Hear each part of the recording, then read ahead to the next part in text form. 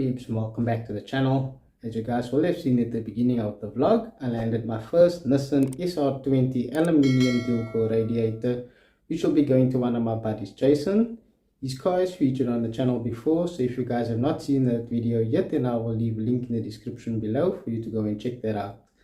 And the reason he's asked me to bring in this radiator for him is to support the performance modifications that have been done to his engine. And at a later stage, I'll also be assisting with bringing in some aftermarket suspension components.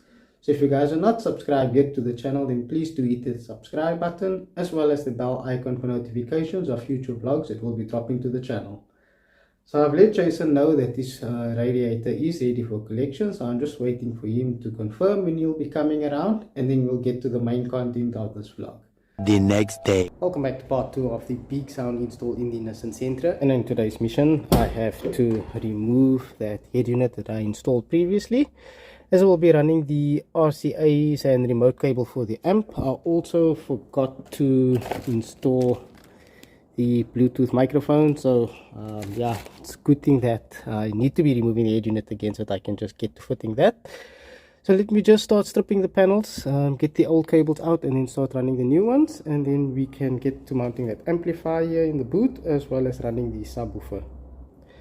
And then here on the passenger side, you guys will see those are some of the old cables from the previous install that I will be removing. So I'll just be routing everything under the carpet, down under the trim, running everything towards the boot. So let me just get my tools, get that amp and sub out of the garage, and then I can get started on stripping and putting in the new equipment.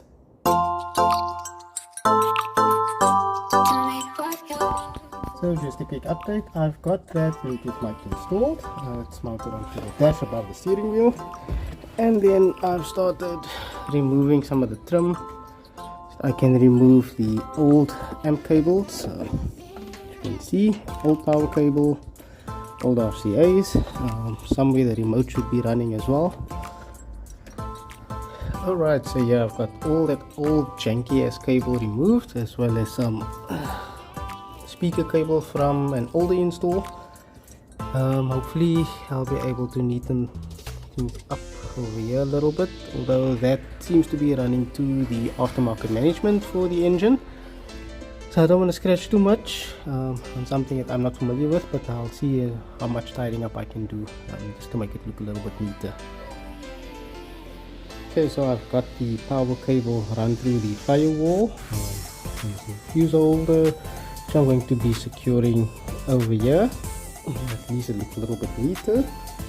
And then as we get to the inside, I've got the power cable, the RCAs with the remote wire all run.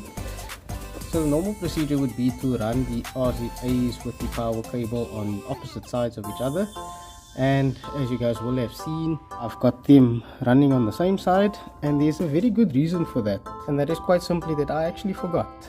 So hopefully it's not going to cause any interference to the sound quality, and we won't hear any humming or buzzing on the amp once everything is up and running.